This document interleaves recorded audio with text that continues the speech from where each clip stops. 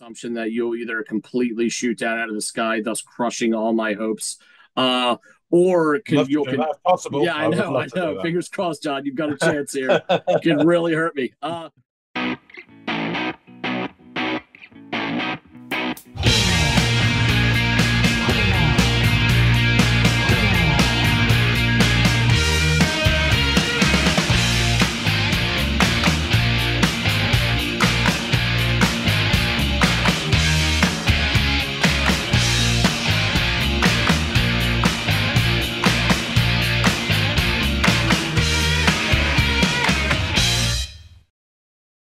Hey, everybody out there. Welcome back to another episode of the Audiophiles. I'm Andy, and that is John, and we are going to get into some music today.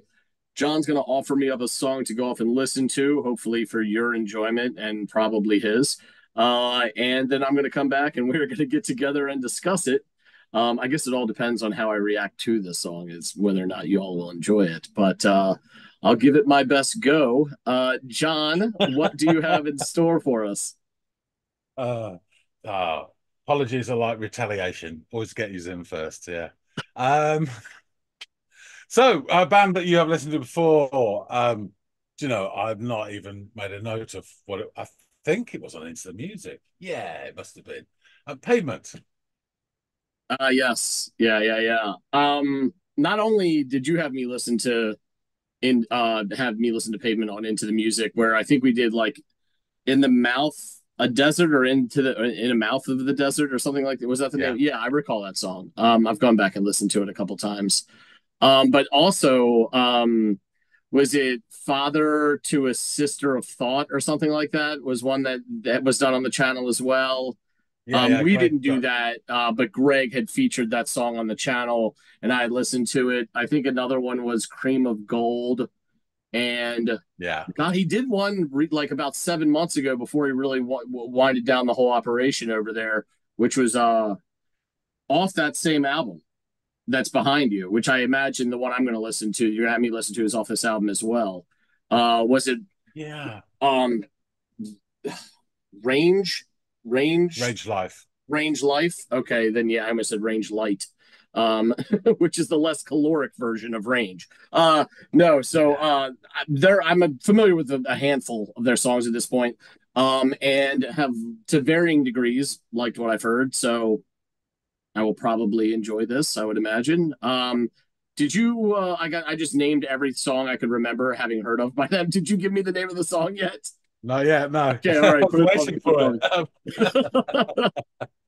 So this is a song called Fillmore Jive. Fillmore Jive. Yeah. All right, that's an interesting name. Okay. It is. I will go off and give this thing a listen and come back and let you all know what I thought, man. What do you need? Do you think you'd like to come and bleed with me? I'd like to invite you to taste of my chalice. It's a special one, it's made of gold.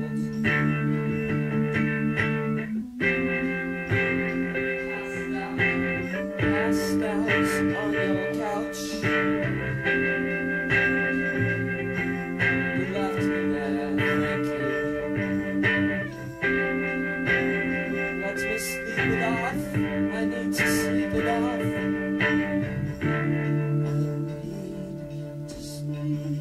Why don't you let me? I need to sleep. Why don't you? Okay.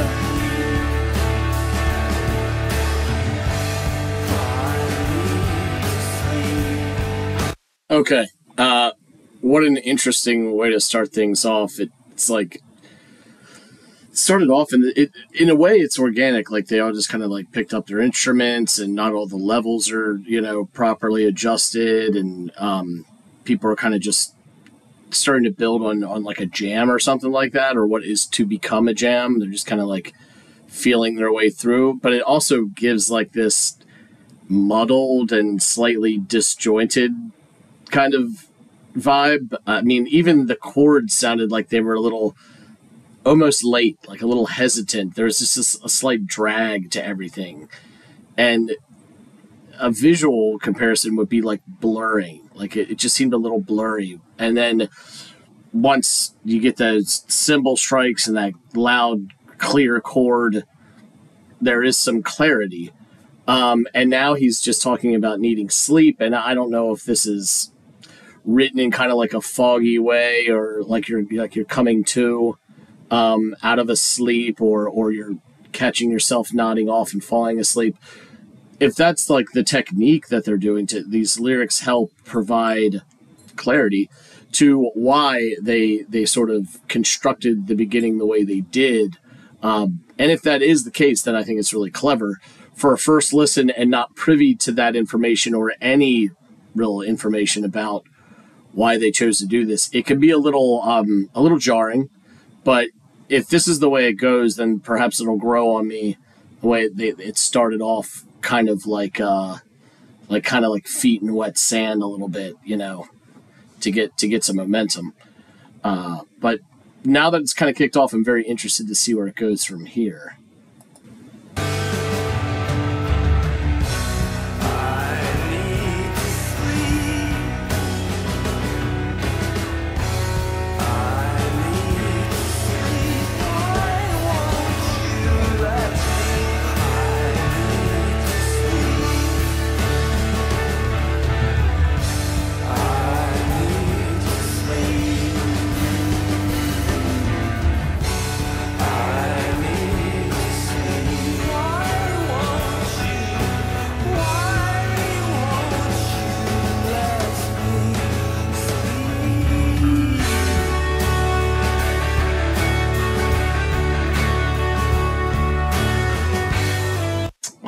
Melody? Do we have melody?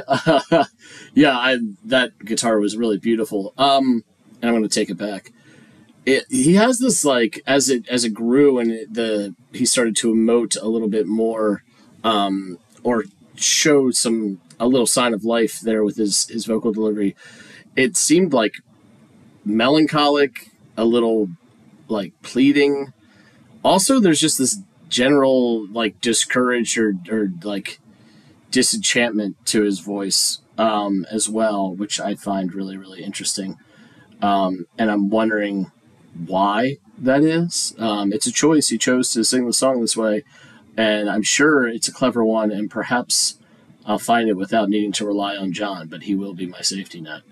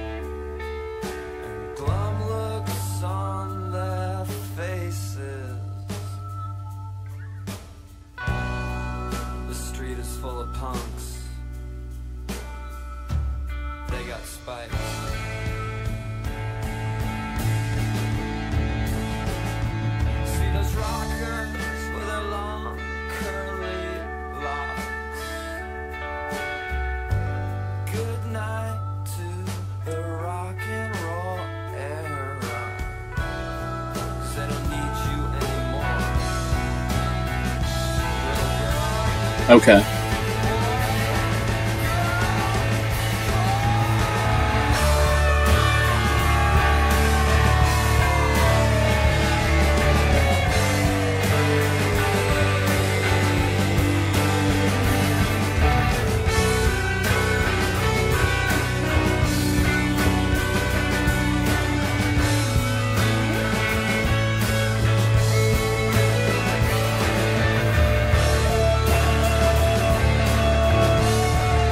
Oh, it's great.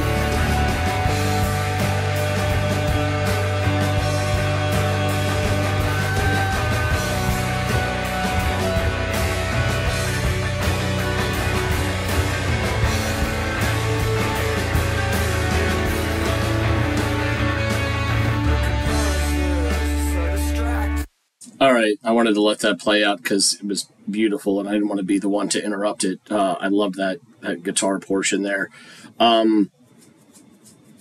There, the lyrics that I caught. So in that second verse, things became a little bit clear for me. Certainly versus whatever the hell he was saying in the beginning of the song. But he talks about jam kids and their Vespas. He talks about punk rockers with their spikes out in the streets. I don't know if he's talking about spiked hair, like a mohawk, or just studded spikes on leather, as is the typical attire, the uniform of the Western Hemisphere punk. But yeah, then he talks about something about like, does he say something about like rockers and their long hair or something like that? I don't know. It seems. And he says goodbye to the rock and roll era or something like that. So I don't know if he's like lamenting the splintering and the fractioning of rock and roll and how it went from being sort of a monolith to all of these disparate, separate things. I hate to use the term homogenous, but it sounds like they from that lyric or set of lyrics that he sort of wishes for a time where rock was just this one thing and not all these separate things with different scenes, thus splintering the strength of rock and roll. I don't know. That's my guess. But it does sound, he says the goodbye and then all of these specific designations of subgenres that preceded it kind of make me think that that's where it's going. I'm not really sure, but that's my best guess to this point.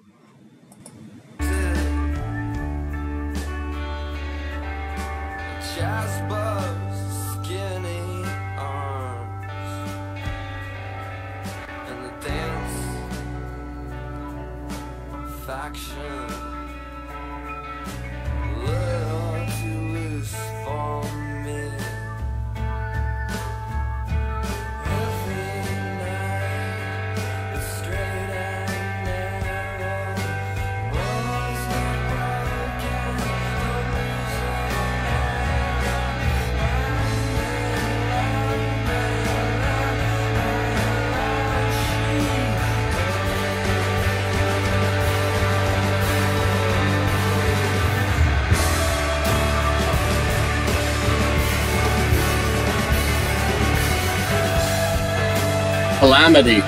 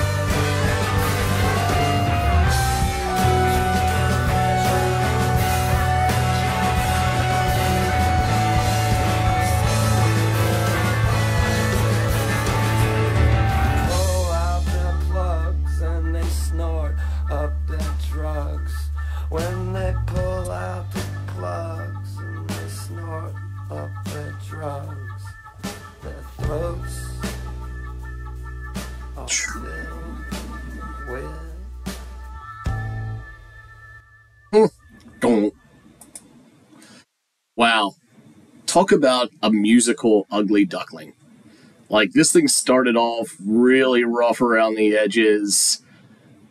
Not, it didn't seem like it had a cohesive sort of intent. And then as the song progresses, it blossoms and turns into this like really, in its own way, majestic beast by the time it's over. Now, I know some people who really like their stuff polished might not consider the latter third or even two-thirds of the song to be to their liking, or meet their definition of a majestic beast of a song. But there was some great stuff in there, especially in between those. I don't know if it was like after verse two or just before verse two. There were like the last two really extended jams between the verses, what I think are the verses, were just so great. I mean, the drumming was insane and like borderline on like manic or calamitous, and the guitar wailing and screeching, it's just lovely. It was so all these rich sounds were happening, and I really enjoyed it. Now that last bit where he talks about like pulling out the plugs and snorting of the drugs, I wonder if he's also lamenting the sort of how drug culture infiltrated rock culture and maybe in doing so swallowed up some of its largest talent or wasted some of its larger talents. I'm not really sure, but it seems to me to be a kind of a statement piece about the state of rock and roll at this time, whenever exactly this was. I'm not sure. Fillmore Jive is a really interesting name too, and I wonder what that's about. Now I know this song had to predate the early to mid 2000s, but the Fillmore used to be this beacon of, like venues. Like you go there for really great shows. This one place called the Fillmore in San Francisco. And then I don't know if Live Nation or somebody bought them out, and then they just started slapping that name on all of these venues, calling it the Fillmore this. I mean, we have one in Silver Spring, and there's one in Philly, and I think Denver has one, and Detroit. They're everywhere. And it's kind of diluted the mystique, and the uniqueness of the original Fillmore by calling all of these other places by the same name. I wonder if that somehow ties into this, but again, it might just be a coincidence that name would align with maybe what the subject matter is here, or the story behind the name and how they just repurposed it and diluted it. Maybe that's just coincidence, but I don't know if there's perhaps some sort of parallel there or what the intent was with naming it Fillmore Jive. But yeah, I really this grew on me. I didn't like it at first. I'm not gonna sugarcoat things. Started off a little rough, but a true sign of a good band is doing everything with a purpose. And if the listener is keen enough to pick up on what that purpose is, which I'm not even certain I have, so don't act as if I'm labeling myself as keen. But if they're able to do that and it's discernible to the listener, then the genius is then realized. And so perhaps that's what they've done. There's only one way to find out, and it's always, I call it my safety net, but it's just going to be my, hopefully just confirmation that I'm correct from John. But yeah, let's get back to him, and he can kind of help me realize what I caught or what I may have missed. Ay caramba, he's back. So, how did you get on with your Fillmore Jive? This was an interesting listen, man, because it was a rocky start, but and almost like for me like a euphoric ending, even though the song is not very euphoric. I just loved how it became something it clearly wasn't. And that made it grow on me. Plus, as the song progressed, and solely based off assumption that you'll either completely shoot down out of the sky, thus crushing all my hopes, or possible. Yeah, I know. Fingers crossed, John. You've got a chance here. It can really hurt me. Or you'll confirm my suspicions, which make me like the song even more, and this technique of how it kind of, I don't know how they presented it and packaged it.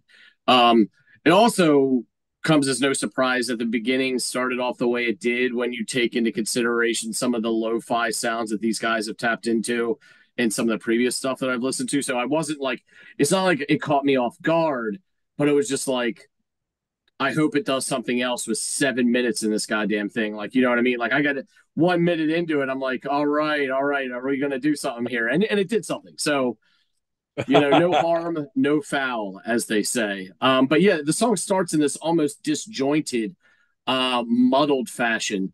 And the chords have this slight drag to them, like feet coming out of wet sand or something. Like it's really hard for them to progress. And the vocal delivery is, like, to use a visual term, blurred. It's all like it's just kind of not in focus. Like the guys, which is one thing that's cool about this. It gives it a very organic feel. Like, oh, we all just kind of got in the studio and haven't like fucked with the levels, and we're kind of just tinkering, but you're recording while you're doing it, and it made the cut for some reason. So they're kind of like getting the vocal levels right. It even sounds like at points he's turning away from the microphone to deliver some of the words, so they almost get cut off. And I think that there's like a little bit of a clicking or a tambourine in the back or something that's kind of like keeping this like very rudimentary beat that's going on. And it's an interesting approach to starting a song, one that goes against the grain of what a lot of producers and people will tell you to do. And for me, that's where I found the redeeming part of it. Like, it was kind of charming that they did this in this kind of like DIY, let's just trip over shit until we get it right kind of sound. And it also made me curious about the intentions of the song, because they left it in there, right? It didn't cut. So what was the point of that?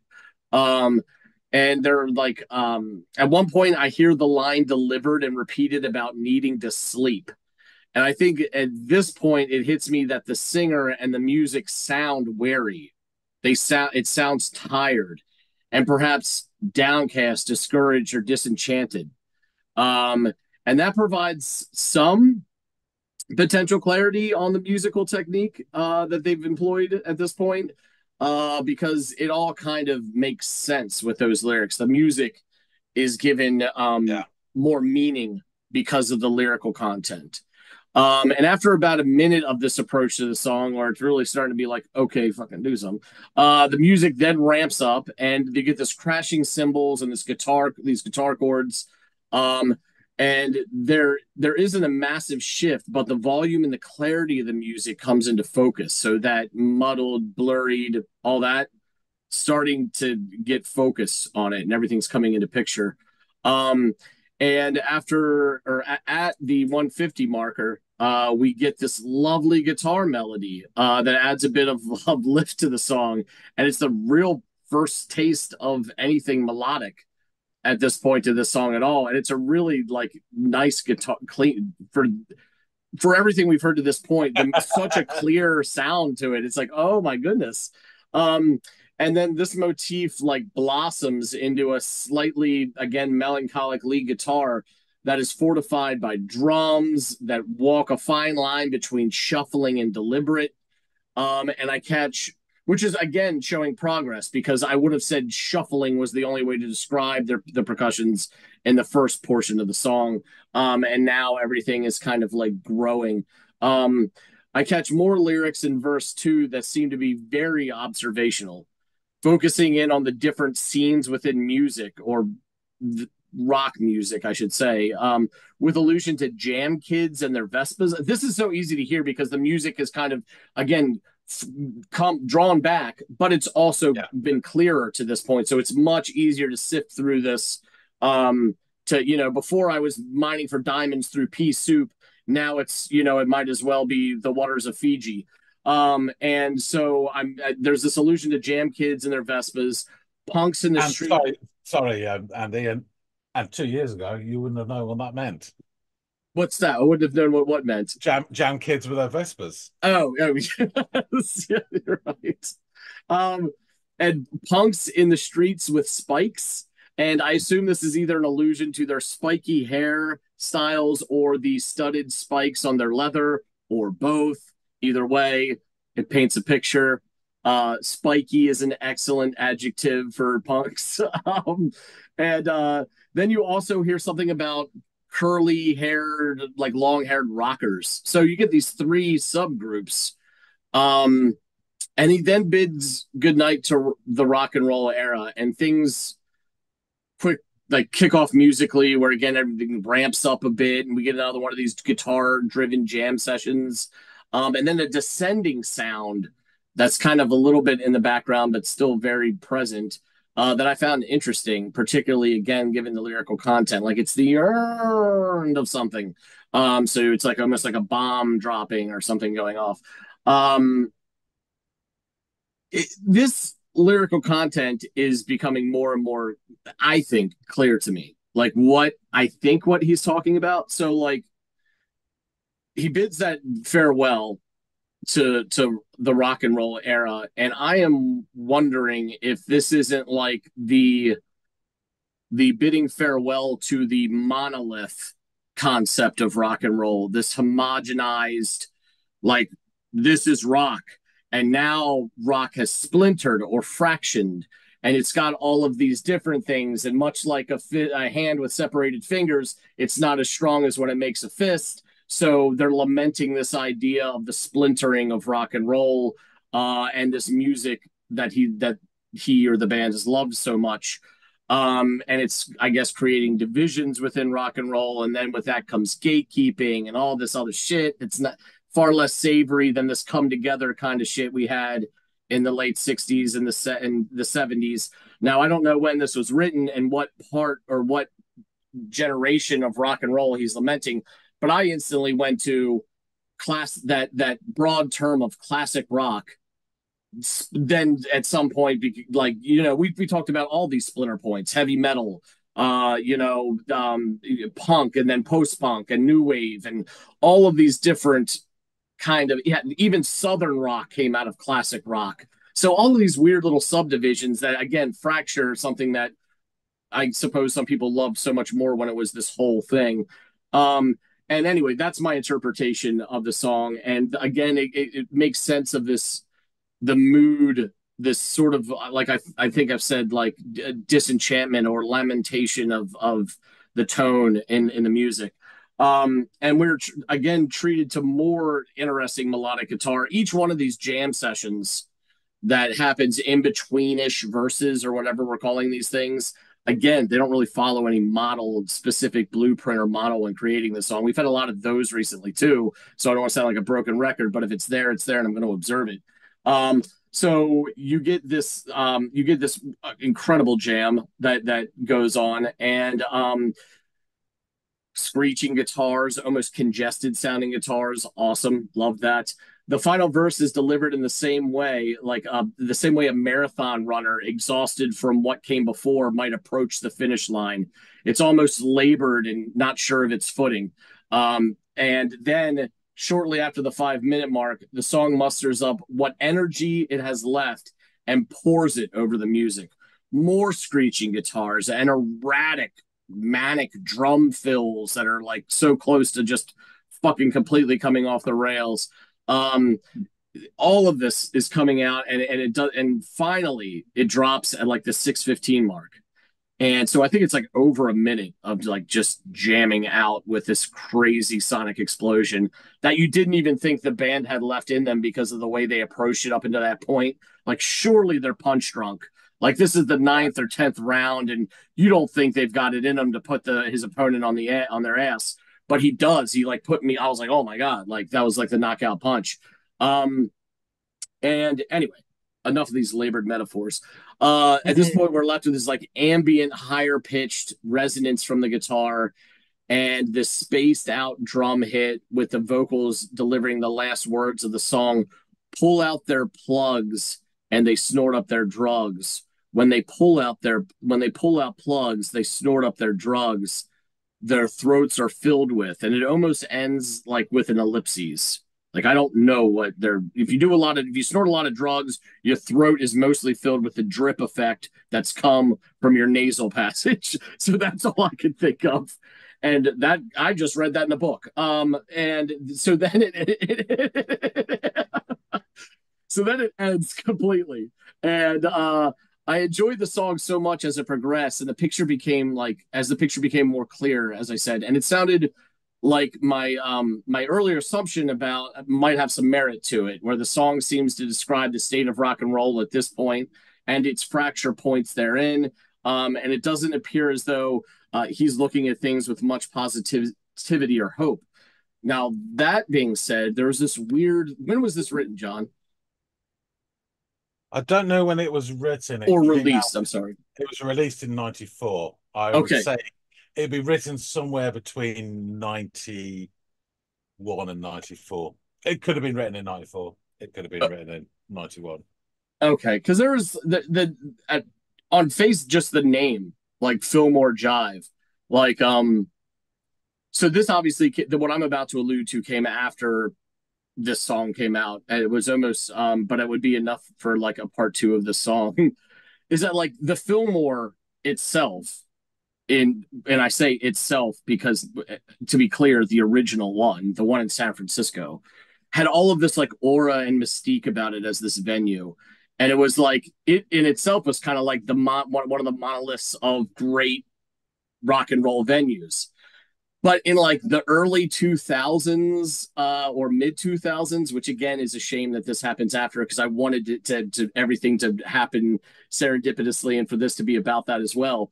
But they like sold to Live Nation the like naming rights, or Live Nation purchased the Fillmore, and with that purchase came the naming rights. And so all of these old venues that needed facelifts would get them from Live Nation, and then they would just slap on Fillmore. And so in Silver Spring, right outside of DC, we have a Fillmore. In Philadelphia, I've went and seen shows at the Fillmore. I went out to see my brother last year and go to that concert in Red Rocks, and there's a Denver Fillmore. I think there's one in Detroit. They've diluted the mystique Yeah, and the aura of the one, just like they've done with Woodstock and all these other things that they can yeah. capitalize off the name of, and just ruined it, really. You know what I mean? So if someone says they've seen a show at the Fillmore and it's not followed by San Francisco, I don't give a fuck. Because I've been to a couple Yeah, Fillmores myself, and there's nothing special about them. They're just like any other new venue that gets thrown up. They've just got a name that at some point had cachet and no longer does. So yeah. a little bit of that kind of made That's me think, interesting. I didn't know that. yeah. So, but unfortunately, the timelines don't jive, to use the term. So, anyway, I'm done. Tell me what I missed, maybe what I got right. Hurt me, John. Prepare to be crushed. Actually, you're about 90% spot on. Okay. Really take on it. Um, okay, I'll get into it in a second. So, as alluded, we did speak about them. I'm not going to go too much into the band again. I might put a link to the Into the Music one we did actually, and you can check out. I talk a bit more about the formation of the band and all that stuff. So Pavement from Stockton, California, formed in 1989. They were really kind of a projects thing, and what a serious band to the year or two after that. Described as indie rock, lo-fi, and alt rock. The protagonists in this are Stephen Malcolmus, vocals, guitar, Scott Camberg, guitar and vocals, Mark Ibold on bass, Steve West on drums. He replaced Gary Young from the first album, and Bob Nastanovich on percussion and vocals. So just to say that Pavement, hugely influential. They borrowed a lot as well.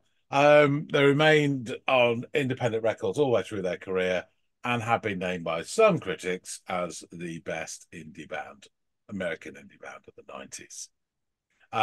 They brought out 5 studio albums. Slanted Enchanted, that we heard a track from in 92. Very, very wonderful. Crooked Rain, this one here, 94. Wowie Zowie, 95. Bright in the Corners, 97. And Terror Twilight, 99. This song is the closing track from their masterful sophomore album, Crooked Rain. And the album did see a development of the band, incorporating a slight folk stroke country sound to and a rock sound, and a more accessible sound in many circumstances, not all tracks, but some. The single one of the singles off the album, Cut Your Hair, saw a modest breakthrough for the band, reaching number 10 in the US alternative charts and number 52 in the UK normal singles charts, mainstream. It's not bad. Gold Sounds, which was voted the number one song of the 90s by Pitchfork, and Range Life were the other two singles, and they creeped into the UK charts at number 94 and number 79, respectively. Didn't do a showing in America at all. I absolutely love Range Life, which is one you alluded to. Yep. And it's really, really sort of pointed lyrics about other people. In fact, it's kind of said, some people say this album is about being 28. I don't see that myself.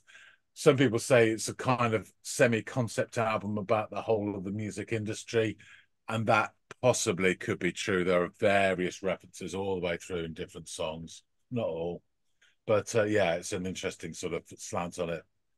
The album itself got to number 15 in the UK album charts, which then recorded a silver status.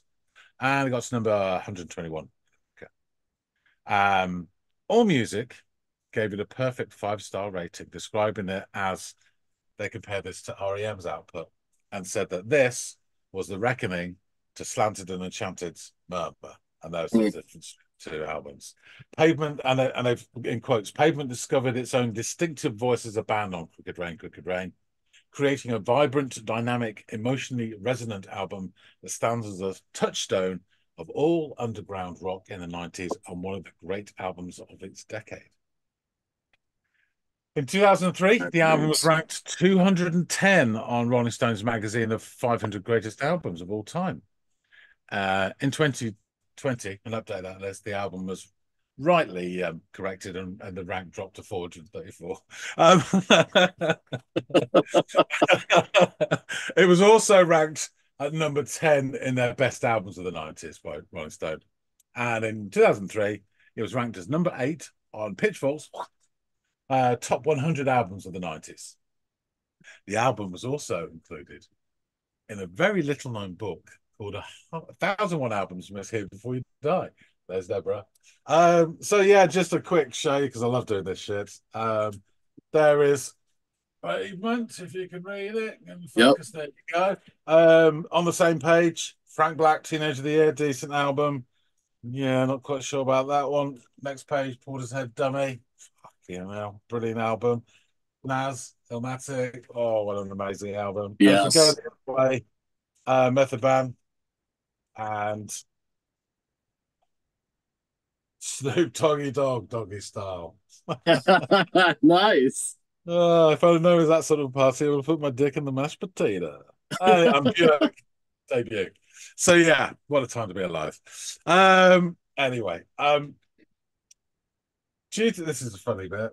Now, due to an ink splodge on the back of the original artwork of the album, the song Silent Kid has universally been known as Silent Kit.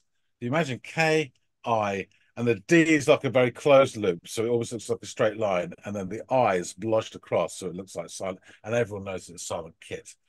This is despite the fact that, yeah, I mean, the error was repeated when the designer Mark Ohe printed it onto the back of the 2004 reissue, despite the fact on the interior artwork shows the correct name in print several times, including in Stephen Malcolm's own handwriting. And if you get it, where is it? Yes, I'll try and show you it here. It says there, Silence Kid, very clearly. Yes, Kid, yep, Kid. that is a D. Everybody knows it as Silence Kid, but there you go. So that's quite interesting. So it's gone to the lyrics, and then, well, the songs are bad, which you pretty much covered a lot of it. So it starts off with that sort of, lo-fi start. Hey, lady, what do you need? Do you think you'd like to come and bleed with me? I'd like to invite you to a taste of my chalice. It's a special one. It's made of gold. Passed out on your couch. You left me there, thank you. Let me sleep it off. I need to sleep it off. I need to sleep. Why don't you let me? I need to sleep. Why don't you? And then I need to sleep, I need to sleep, I need to sleep, I need to sleep. Why don't you let me? I need to sleep, I need to sleep, I need to sleep. Why won't you? Why won't you let me sleep? And then we go into that lovely sloppy guitar solo and then back out. The jam kids on their Vespers and glum looks on their faces. The street is full of punks, they got spikes. See those rockers with their long curly locks. Good night to the rock and roll era, because they don't need you anymore.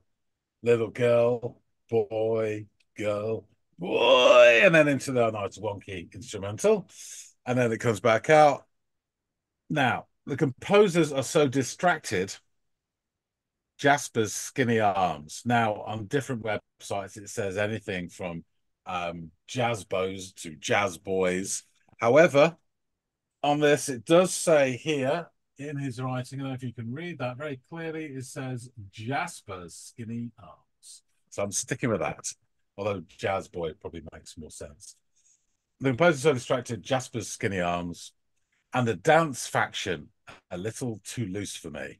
Every night it's straight and narrow. Bones get broken, don't lose the marrow. Round and round and round and round and round she goes. More, I put it here, more wonky goodness. The drums join in the fun. And then it comes back out, as you said, pull out their plugs and they snort at their drugs. When they pull out their plugs and they snort at their drugs, their throats are filled with. So, there's a couple of bits here that I've included from different people. So the Scruffy Theory website said, Fillmore Jive tells a story of the dying days of rock and roll from a particularly unique viewpoint. Rock and roll itself. When Stephen Malcolm sings, I need to sleep, why won't let you? He's singing in character as rock and roll itself. It's tired and drained and hasn't really got life left. And then an interesting take as well. This is all supposition, but I think it holds water. 1 Week One Band blog says, this is a nice take. But this song isn't really about the verses. It's about what happens between the verses. And some people have called them stanzas rather than verses. The construction is, like for the Death of the Rock and Roll, it's quite apt that it's got a loose song that is no longer in the verse chorus structure. This was always my favourite song to sing late at night on my way home from the bars with my best friend from college, but we never sang the words. We sang the guitar solos. You imagine two pistol lads in the streets going, ow, woo! The two guitars seem to weave in and out of each other, and each of the songs, 3 guitar interludes, pushing each other to ever greater heights, embodying all the triumph and pathos coursing through the album. And perhaps, like so much on this record, this was done tongue-in-cheek. Hey, look at us doing epic rock grandeur, delivered in a wry, offhand manner, as is everything by Pavement. So yeah, it's about the death, as you say, particularly of 80s rock era, hair metal, I guess, which coincides with what he saw at the time as the birth of 90s punk and alternative music. Which, you know, the old saying, punk isn't dead, it just smells funny. So half of this title, half this title, as you say, comes from the Fillmore, the famous historic concert hall in San Francisco, home to the psychedelic movement, the 60s and 70s by bands such as Who, Pink Floyd, and the Grateful Dead. The other half, Jive, is used to highlight the foolishness of what rock and roll has become in the eyes of Pavement. Side note, ironically, the band never got to play at the Fillmore. They played the Great American Music Hall in San Francisco a mere 10 days before the Fillmore was set to reopen. I understand there was like an earthquake and a helicopter crash or something. None other than the Smashing Pumpkins, a band who were sideswiped in a song Range Life on the same album. They were the headliner for the inaugural night at the Fillmore. This controversy reaffirmed the band's belief in going against the grain, and Scott Camberg shouted, "Fuck the Fillmore," during the band's final set. Last word in the song to Stephen Malcolm in Rolling Stone in 2018. He said, as Crooked Rain was growing, the sound came to have some fake grunge and some Eagles and some free and some pop things. There were some lyrics about being in bands. It was almost conceptual, music about music. This last song encapsulates that. It's a little bit tongue-in-cheek. My voice sounds ragged, like I've been having some late nights as a hipster in New York. In quotes, every night it's straight and narrow. It's kind of intense. When I sang Good Night to the Rock and Roll Era, I wish I'd been more like Wire and actually wanted to kill rock and roll. We did neuter some of the many silly things about rock, but we still embraced a lot of them too, because we're party kids and we like a Bo Diddley beat. I wasn't saying goodbye to that. I was probably hoping it would keep going and that we would be the best ones. So yeah, it's a great sentiment. They often play it as, or they did play it as a closer in their live sets as well. Yeah. And they really all scream and shout, "I want to sleep," and the crowds, you can imagine. It's a great track. So it makes sense both as a closer on an album and as a closer for a live performance. Exactly. This song reeks of that dynamic, Yes, it's anthemic in a sort of lo-fi slacky yes way. It's best to be. Great. Well, I shall wrap things up and say thank you so much for listening to this, and then perhaps another great little listen. final pavement. Folks out there, tell us what you think. You down with the Fillmore Jive? What do you think about this song? If you like it, hit the like button. Please drop some comments about this track, about Pavement, about Crooked Rain, anything else that fills your fancy. And it quite often does. We love hearing from you and all your ramblings. If you haven't subscribed already, please do. It helps support the channel. We're growing ever stronger. And yeah, we couldn't do without you guys. So we really appreciate that. Yeah. That being said, thanks again so much for watching. And we'll see all of you on the next episode of the Audiophiles. See you later, guys.